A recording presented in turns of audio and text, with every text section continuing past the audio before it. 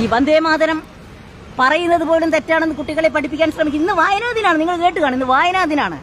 ഈ തൊട്ടടുത്ത് അപ്പുറത്തെ തിരുവനന്തപുരത്ത് പാളയത്തുള്ള ആ സംസ്കൃത കോളേജില് അവാർഡ് വാങ്ങിയ ഒരു യുവകവി വന്നിട്ട് ആവിഷ്കാര സ്വാതന്ത്ര്യത്തിന്റെയും അഭിപ്രായ സ്വാതന്ത്ര്യത്തിന്റെയും ഒക്കെ കഥ പറഞ്ഞുകൊണ്ട് കുട്ടികളെ പഠിപ്പിച്ചത് 2 കവിത ചൊല്ലാനല്ല, പുസ്തകം വായിച്ചതിന്റെ സംക്ഷിപ്തം പറയാനല്ല, പഠിപ്പിച്ചത് എങ്ങനെ കൂവാമെന്നാണ്.